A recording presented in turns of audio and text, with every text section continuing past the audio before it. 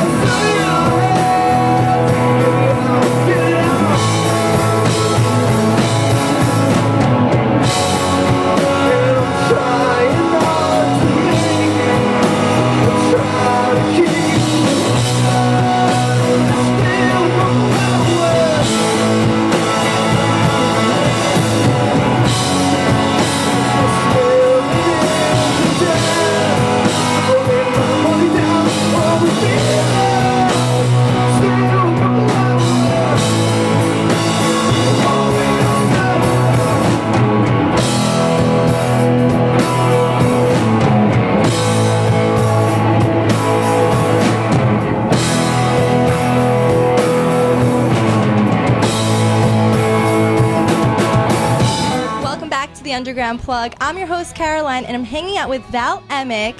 He's performing tonight at Maxwell's in Hoboken. How excited are you for the show tonight? So excited that I have to speak in this monotone voice for the rest of the interview. No, I'm very, very excited.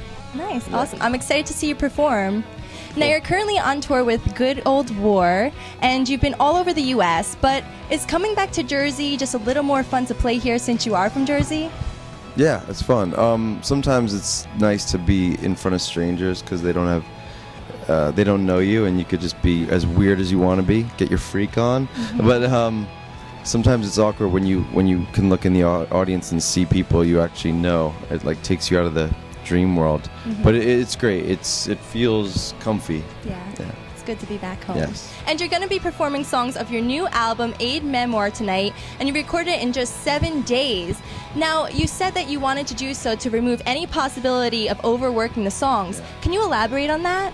Yeah, that's. I think there's a law called Parkinsons Law, and it basically says that the amount of work you have to do will depend on the amount of time you have to do. So if you have an hour to do something and you have X amount of work, you'll do it in an hour. If you have 3 hours, you'll stretch the work out to fill 3 hours, just like human nature. So I don't think you need much time to make a record. I think if you give yourself too much time, you take that long, you know? No one finishes a record early. It just doesn't happen. Just like movies don't get finished early, you know?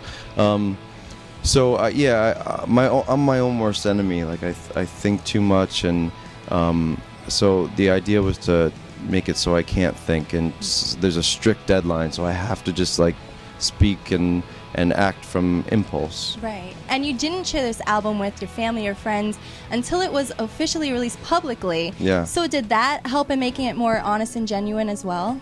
I think so, because it's just human nature to, you know, someone says like, I like that song, and you're like, oh, well, that's a good song. And like it just goes in your head. Or if someone says, I'm a sensitive person, so I like to, you know, listen to what people have to say, and I usually take it to heart. So it's best for me to just shut the door. So it's just all you. Yeah, I mean, there's great albums and great works of art made with a communal aspect, and I love that. My last record was very much that. This record, I wanted to just get more insular and more honest. And to do that, I had to just shut out all outside influence. Awesome. Well, it worked out. Thanks. And how did you come up with the title Aide Memoire? What does that mean to you? First of all, I just liked how it sounded. It's French, and it if you don't know what it means, I think it already makes you feel like something. It sounds like memoir, which is like, you know, a personal, truthful story, right? Which it is. But as I researched it more and found out that it literally means a memory aid, something, a book or a record of something, so that you can remember it later.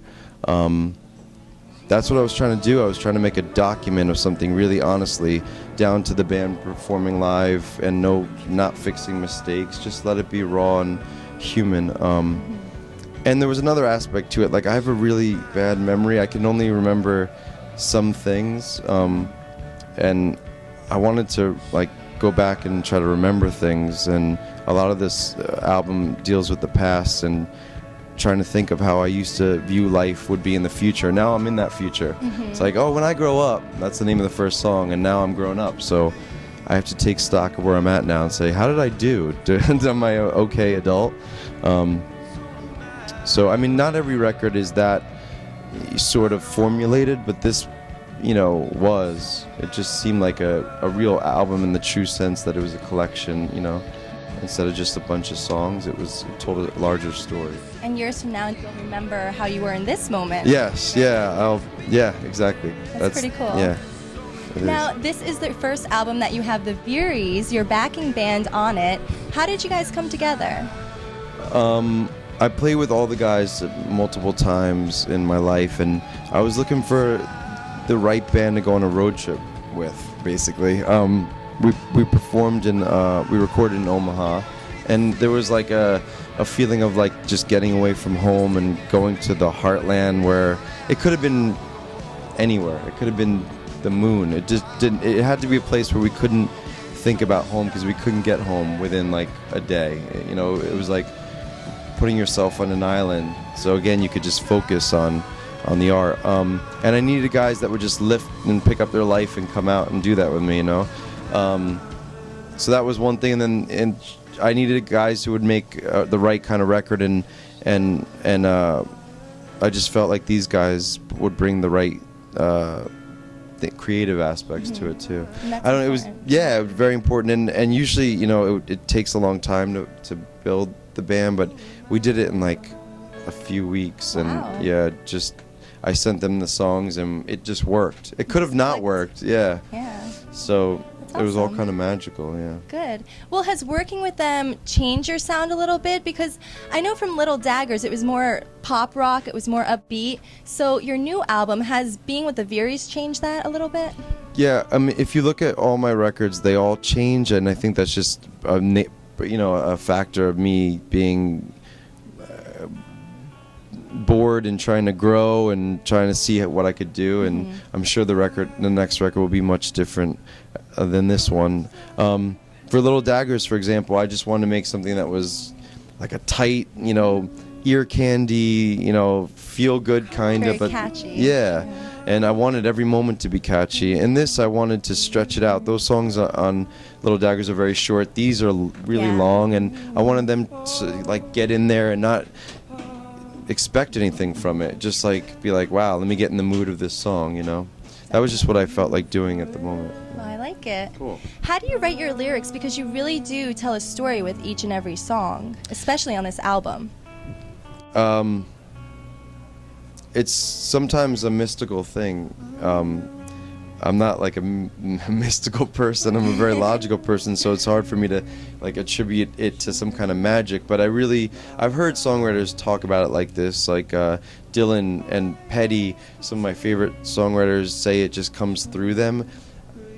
To non-songwriters, that might seem like weird and mystical, but I think when you do it enough, you just start playing, and it just words start coming out. And that's not to say they're accidents, you're working it, but when you're really writing with the good stuff, which is what Petty says, if you're working with the good stuff, you're not affecting it too much. Like, the words are coming out. When you try to write a song that's perfectly sculpted, it usually is it sounds a little forced. Yeah. So how I write a song is usually I'm strumming or I'm playing the piano and I'm humming, and it's like whatever, and I'm mumbling, and I literally will record it on my phone and say, wow, that sounds like I'm saying something about my father. Like, I should write this song about my father. Like, it's weird. It's kind of like your subconscious. I think that it really is. Yeah. And I often find that I'm writing songs that are about things that happened years ago. It's like I have a delayed reaction to life. Wow. And so then I live my life, and then I go and like I'm mute in my life and just paying attention, not reacting. And then like a year later, I get this song out. I'm like, oh, that's what that was about. It's like, that's interesting. It's a way of dealing with life in lieu of a therapist, which I don't have. So songs, writing music must be pretty therapeutic. It is, yeah. For sure. Nice. Yeah. Well, what bands or artists inspire you? Petty is a good example. The Beatles are my favorite band ever. as far as lyrics and tone, I love like The Replacements and Modest Mouse and John Lennon, and I love, you know, certain kinds of films that make me a certain way. Usually Paul Thomas Anderson films make me feel like anxious but also wanting to do stuff, and yeah, I want my songs to be that. Like, I want them to make you feel like somewhat uncomfortable but also like it's hitting you in some place. It shakes you up. Yeah, I want it to shake you up, because I've never been a fan of background music. Like, I don't put a record on unless it's like, I'll put on like Billie Holiday at home and something that just, but very rarely do I put on music and just say like I'm gonna chill. Like, music to me is like something to pay attention to and to mean something. Yeah, to get involved with and make it affect your life. Yeah. Nice. Well, you have a great music career, but you Why, also thank you. have some acting on the side. You appeared on Ugly Betty, 30 Rock, a feature indie film, Fighting Fish. Yeah. So is there anything else in the works? Are you working on any other projects? I'm always going on auditions and, like, you know, seeing what projects are right. They're always trying to send me on music acting things, which I'm scared of, because I don't want it to. With Ugly Betty, it was a perfect situation because I could play my own song, so no one would say like, "Oh, that's," get the wrong idea about me. But, like, you know, I don't think I would go for like a musical or something like that, because I don't think that jives with my own personal songs. So it's all about finding the right things, you know. I would love to do more films, and more TV is definitely, you know, on the horizon, but Awesome. no specific things to speak of right now. Okay. Is music where your heart is at, though? It always has been. That was always my stock answer. Like, yeah, music comes first, and in many ways it does, because there's a lot of control in it. You know, you don't have to ask anyone. You just write what's in your heart. In acting, it's more of a team thing, and you're interpreting someone's lines and you're making it your own, but it's not yours. That's really awesome too. And I like writing, you know, prose too, and I find that that's an exciting, you know, art form that I'm looking into. However, none of those things, besides maybe acting, pay that much. So, which is fine except there's responsibilities I need to do. So I'm like trying to balance that in my life, you know, like find things like where art and commerce meet. It's uncomfortable often, but it's like a reality. It's hard, and you want to do what you love to do. Yeah. So just stick with it. Doing well, great. thank you. I need a little pep talk every once in a while. Now, where are some of your other upcoming performances?